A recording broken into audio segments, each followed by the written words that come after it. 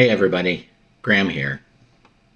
I'm a little pissed off and I kind of need to rant about it a little bit. I was watching Popcorn Planet yesterday and Andy was reading off some of the stuff that's been on Twitter from old media reporters who are standing for Amber Heard.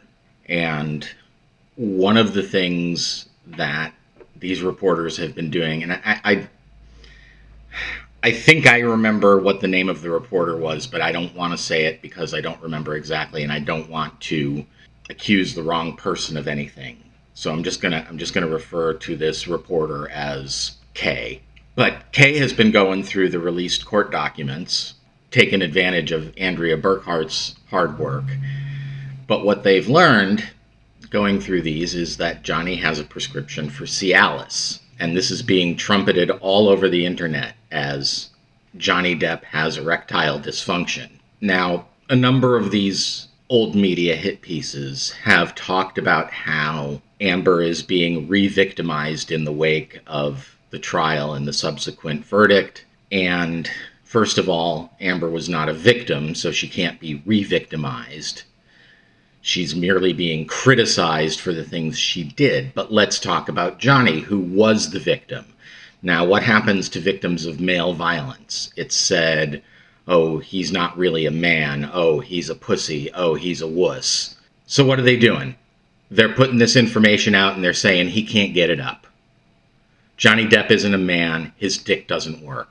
Now, others have pointed out that Cialis is prescribed for things other than erectile dysfunction. It's also prescribed for prostate issues, and it has effects on blood pressure, so there are some off-label uses too. But even if it is for erectile dysfunction, that's something that affects about half of men, and Johnny's pushing 60, so it's pretty normal. It also affects people who do drugs and drink a lot, so it's not that unexpected.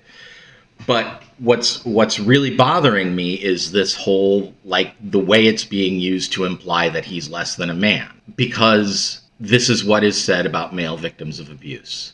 And it's reprehensible that someone would do this. And we're told time and again how reprehensible it is to do it to women, to talk about their bodies or whatever in the context of them having an SA issue. So it's equally reprehensible to do it to a man who's been SA'd.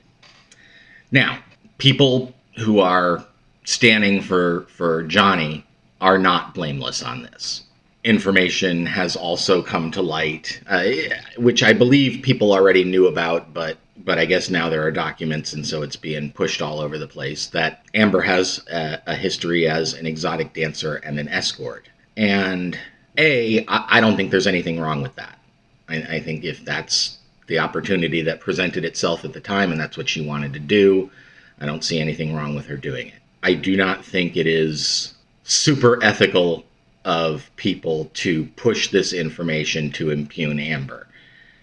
Amber's already impugned herself enough with issues that were actually relevant to the case. Her past as a sex worker is not relevant to that at all. If she goes back to sex work after all of this, then maybe it would be relevant. I don't know. I did see a thumbnail for some video that said that she's been offered a part in an adult film for a lot of money, which doesn't surprise me. Any time there's a reasonably attractive woman in the news, some adult company will offer her something.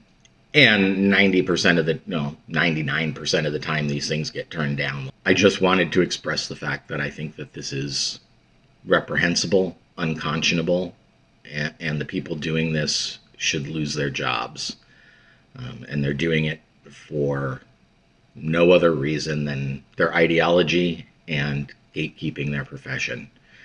And I may talk more. There was some other gatekeeping stuff.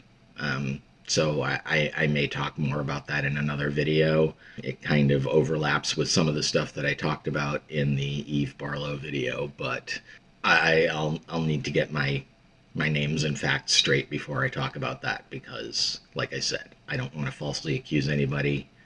That's their game. So, that's all I really have to say about it.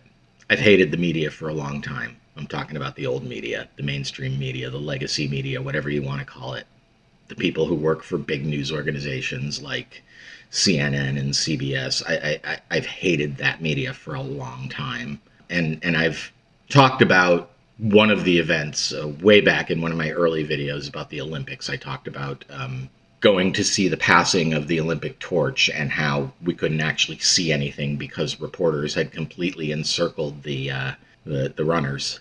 And there's a couple of other incidents too that I'll probably talk about in future videos. But when I see this kind of thing happen, whether it's happening to women or men, it just makes me livid. So I'll leave it there. I don't see any point in belaboring it. I hope this wasn't too much of a downer. I'll talk to you guys later. I'll see you in the next one. Hopefully something a little more entertaining. Graham out. Bye.